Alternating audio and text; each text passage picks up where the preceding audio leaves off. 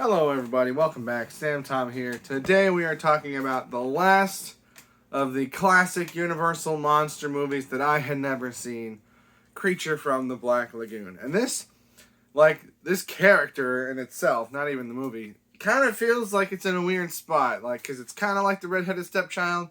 Because I feel like most people have seen, the old Dracula and the old Frankenstein and the Wolfman. Maybe that's not true. Maybe that's just me. But even if not, those movies have been remade and those characters have been put into different things. So, I feel like most people have seen a Frankenstein movie, a Dracula movie, a Wolfman movie, right? An Invisible Man, a Mummy movie. But maybe they haven't seen a Creature in the Black Lagoon. But at the same time, I feel like it's not necessarily forgotten because I feel like everyone still knows his name. Right? Everyone knows who the Creature from the Black Lagoon is. I just don't think as many people have seen the movies. Maybe I'm totally wrong on that. That's my perspective.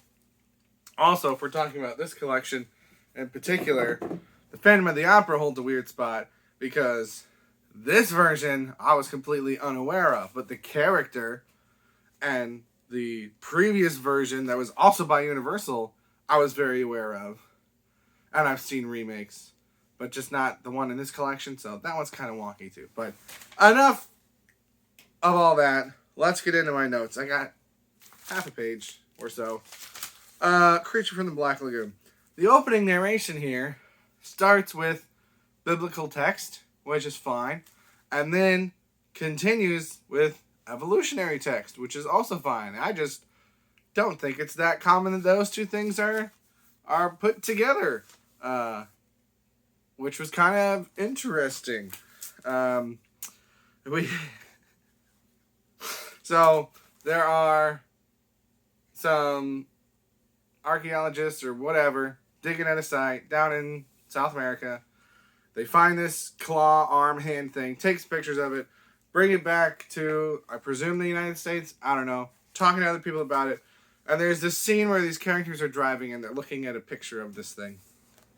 And one character, Kay, says to her boyfriend / coworker, David, she goes, "Look at the webbing between the fingers, David."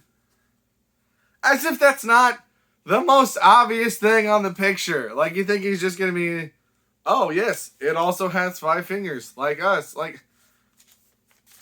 I can't explain it very well if you haven't seen it, but it's just, it'd be like if I was, I don't know, if I was holding this up, looking at this, and someone was like, "Wow, look at that girl in the green with the red hair."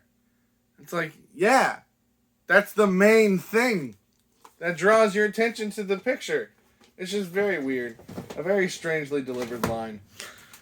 Let's see. Why are there bubbles if it breathes underwater? So they say that this amphibious man can completely breathe underwater and completely breathe air. But yet, when it's shown swimming underwater, we never see any bubbles coming out, right? You don't see bubbles when fish breathe, right? I'm pretty sure about that. Could be wrong, but I'm pretty sure about that. But whenever it's near the surface, right, the film shows a bunch of bubbling so that we know where it is when we can't see it. And it's just like, why is he bubbling? Why? I don't understand. Maybe it's something to do with when he's transitioning, if he had been above the surface and then he goes back down and we see him after he's gone back down, he has to release the bubbles and then starts breathing water. I don't know. That's ever explained. That just seems like kind of an oversight, which, I guess happened back in the 50s. It still happens now, so certain didn't happen back in the 50s. So I wrote, water is terrifying. I'm not a super big swimming enthusiast. I have done a fair amount of swimming in lakes and a couple times in an ocean. But I don't think I've ever been out on a massive lake or way out in the ocean or whatever. But even in just the small lake that I lived near when I was a kid,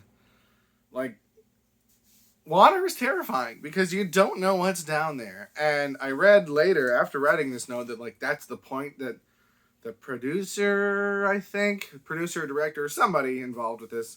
That was like the point that they wanted to focus on, was the unknown. And I'm like, yeah, you got me there. Because there's this scene where Kay is just swimming up at the top, and the creature is just swimming on underneath her, watching her. And it's just like, obviously I don't think that's happening, but it's like, you just never know what's down there. And that's terrifying.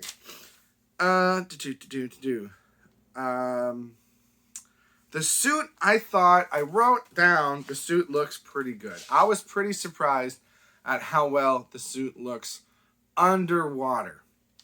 I don't think it looks as good above water, and I know there were two suits. Some reports that I read said that they were different. Some reports that I read said that they were identical. So I don't know what's going on with that, but I think underwater, when he's swimming around, I think that looks pretty darn good. I was surprised by that. When it's out of the water, it's mainly the mask. I just don't think the mask looks good. The eyes don't do anything. The way he like breathes just looks really strange and silly to me, and not scary. Whereas when he's underwater, he's very like the person that they hired to play him underwater was a professional swimmer, and that comes across very well. And like that is spooky. So it's like a weird half and half. Where underwater, I think it looks really, really good still. But above water, I don't buy it as much. Kay goes out swimming. And the people who were on the boat that were down below deck, they come up above deck. And one of them says, Kay, you're too far out. Why? Where is this? At what point is too far out? She's like clearly still within earshot. Could still see you fine. She's not that far away. She's clearly an accomplished swimmer. Like, yeah, they don't know what's down there, but that's going to be a problem no matter where she is. I don't understand why there's this sense of, you're too far away. That seemed weird. A lot of this movie is underwater. So this was another thing that, like, I didn't realize about this movie because I had never seen it. A lot of it is shot underwater, not only of the creature, but two of the main characters have scuba gear. So they do a lot underwater, and, like, it's hard to follow some of it. And, like, I think I wrote a note that, like, at one point, this creature gets shot with a spear gun in his chest, and then the next shot, it's sticking out of his back. So, like, okay, again, mistakes happen. But, yeah, I had thought that it was mostly going to be, like, him coming out and interacting with the people on the surface, which does happen, but that's not most of it. For most of it, he's underwater, and the people are down there with him, which was surprising to me. Then my last note, because I guess I didn't have much to write about the ending, because this isn't to the ending yet, but at one point they used this drug or chemical or whatever to try and make him drowsy and knock him out so that they can capture him. And the boat captain says that he uses this to catch other fish, and the whole point is that the fish eat it, and then they pass out and they float to the top. And they're like, chumming isn't the right word, but they're just dumping it in the lake out on their little rowboat to try to get the creature with it. And like, no other fish are coming up, which again, like, it's an old movie. They're not going to get every detail right, but it's just like, I feel like that's a pretty big oversight. There should be other fish that are floating up to the surface if you're coating this lake in this stuff. So that was kind of weird. But apparently I didn't write anything for the rest of the movie. So I guess it was pretty engaging, because that means that I wasn't taking my eyes off the screen. I was watching it pretty closely. As I said, I was pretty surprised by how well I liked this one. I don't know that, I don't know where it ranks. Maybe I should do a ranking video of all the classic Universal original monster movies, right? The first Dracula, the first Frankenstein, because I've seen them all now, although a lot of them I watched last year, so maybe I'll save that for next year.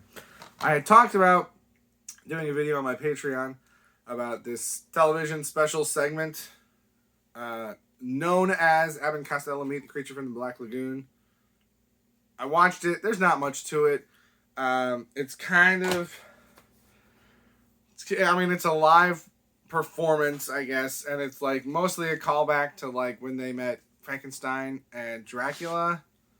So there's like some similar jokes to there, but with a different kind of framing device. There's some funny stuff in it, but Creature from the Black Lagoon literally doesn't show up until the last like minute or two of the segment, and he just busts out of this thing and scares Costello, and then it's over. They don't interact at all. So I didn't feel like I wanted to try to make a whole video about that. I'm glad I have it, because not knowing what it was, right? Even if I had read about it, I would have always, because I have a collector's mindset, and it's a problem, right? So like having all these other Universal monster movies, having all these other Abbott and Costello monster movies, right? If I hadn't gotten this, I would have always wondered what it was. And again, even if I had read about it, been like, well, I wish I just knew. I wish I could just have it and see it for myself. And now I have. And I will probably never watch it again. But that's okay. Sometimes that's the way it goes. So, that's going to do it for this video. Last video of October is going to be on Shape of Water, which is like a modern reimagining of this. I'll tell you right now, I didn't like it. Which doesn't surprise me, because it was very, very well received. And like won Best Picture. So of course I wouldn't like it, because I don't like good movies. But that video will be coming out tomorrow. Also, on my Patreon tomorrow, I'll have at least one video. I might split it into multiple.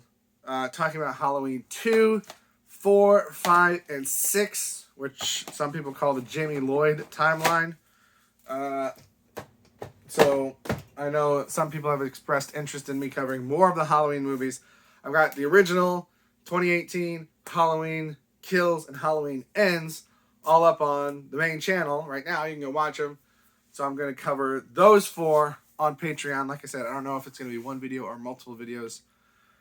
We'll have to see how much I babble when I get in there. But that'll be up on Halloween. So if you want to check that out, head over to my Patreon. $3 a month will get you the stuff that I put on there. There's not a ton on there now, but I am going to be putting quite a bit more on there, both from my music content and my movie content.